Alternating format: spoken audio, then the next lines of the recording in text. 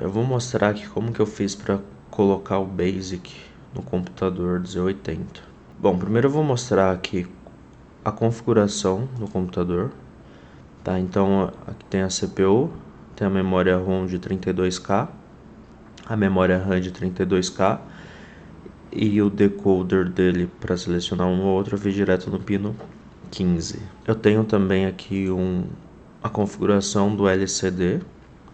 Está trabalhando em 4 bits, então eu uso uma porta só para fazer a configuração de dados e de controle. Eu tenho uma outra porta de entrada que ele tem uma placa com uma interface que faz a comunicação entre o PS2 e joga aqui 8 bits e um pino de interrupção para a CPU. E eu tenho mais uma saída que para teste, né, ligar algum LED, alguma coisa.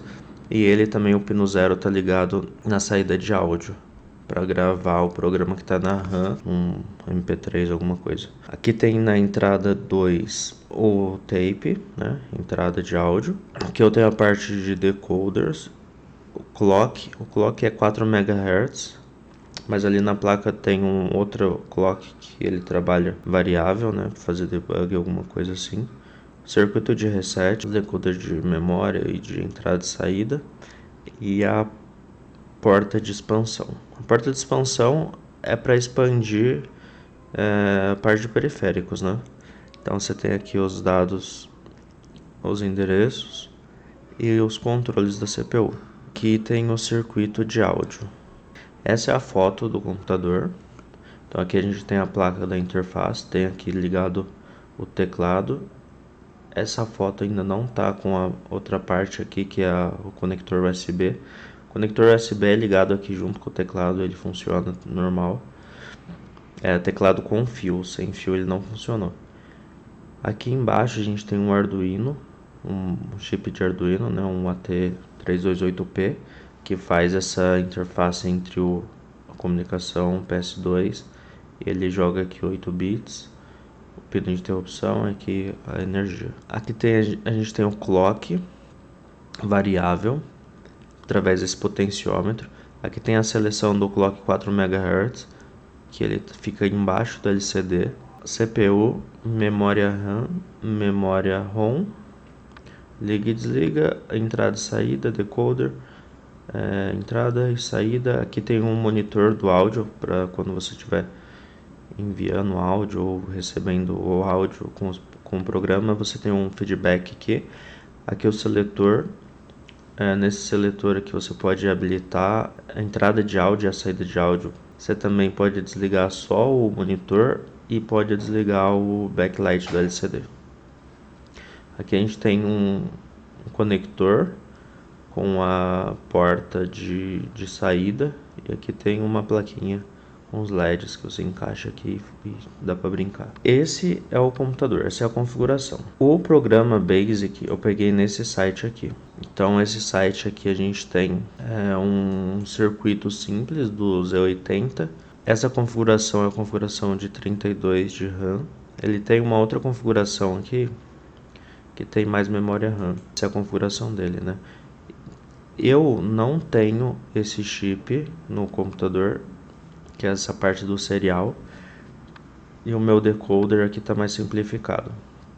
Então eu vim aqui, baixei esse arquivo, clica aqui para baixar o arquivo. Ele vai vir basicamente dois arquivos assembly, um é o init, né, que é o boot, e o outro é o basic. Então quando você baixar, ele vai vir assim.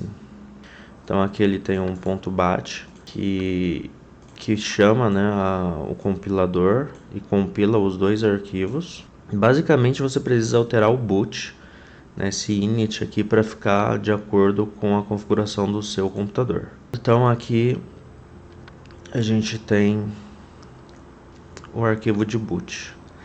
Então o arquivo de boot eu coloquei aqui as minhas portas. Isso aqui já tem no original, então continuou a mesma coisa. Coloquei aqui um endereço da memória pro LCD. Criei um buffer pro LCD. Esse buffer vai ter 80 caracteres, né? Que o meu display é 20 por 4. o início da sua EPROM.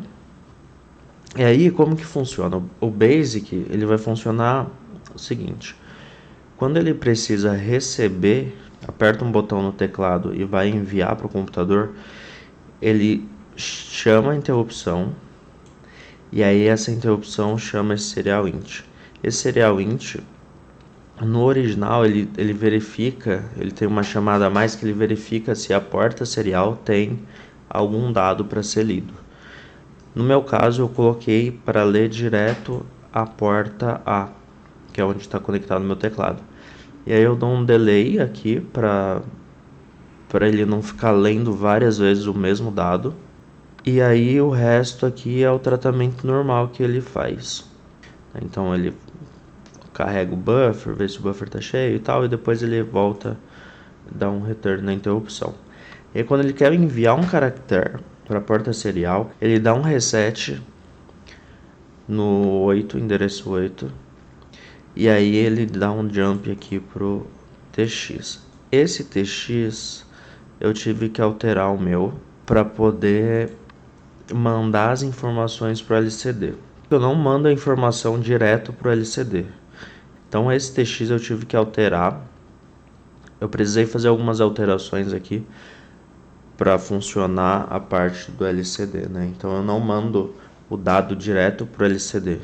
Eu carrego esses dados num buffer, e aí esse buffer depois eu transfiro ele tudo para o LCD. E aqui eu faço as tratativas de quando for enter ele subir a tela, quando chegar no final da linha ele sobe a tela e volta no início. Então isso aqui eu faço primeiro esse tratamento no buffer, depois eu envio o buffer todo para o LCD. E é basicamente assim que ele funciona. Então quando ele dá o boot, ele chama o init.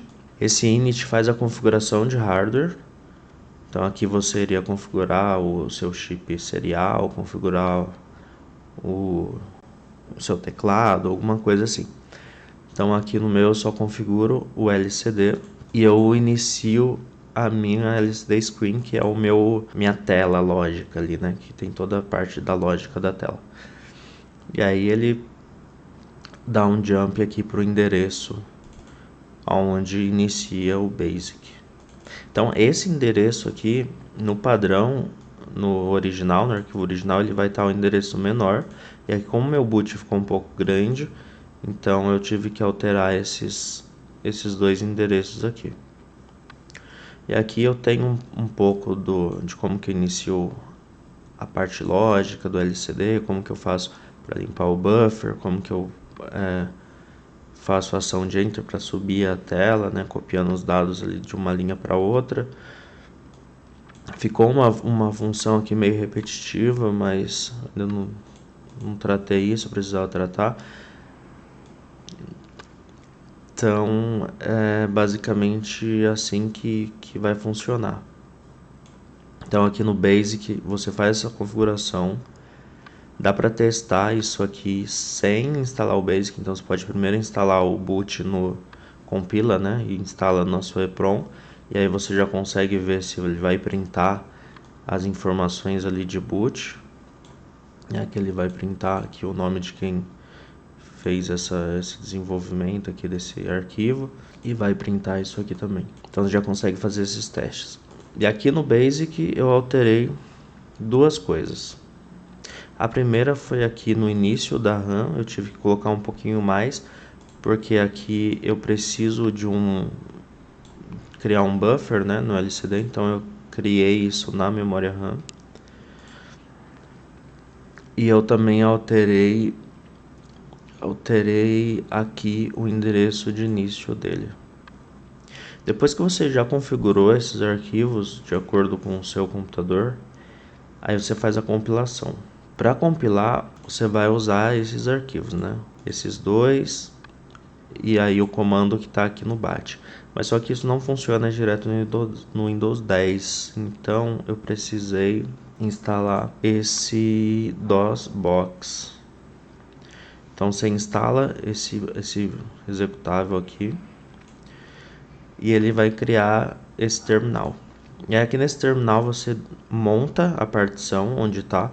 Eu coloquei a minha partição no C2 pontos, que aí fica mais fácil de montar aqui. Então você escolhe uma letra, monta a partição e depois você faz essa compilação aqui e ele gera o binário. Depois que gerou o binário, eu venho aqui no gravador, seleciono aqui a memória e eu vou e carrego. Eu estava mexendo aqui no C, então eu carrego o boot, o hexadecimal do boot normal, e aí depois eu carrego aqui o basic. Aí o basic eu seleciono aqui para não limpar. Então ele carrega aqui o boot e depois aqui mais para baixo já está o basic. Precisa de pelo menos 8K de memória, tá? Memória PROM para carregar o basic, que ele é um pouquinho grandinho. Então faz aqui a gravação e pronto. Assim já vai funcionar. Beleza? Qualquer dúvida deixa aí nos comentários. Valeu!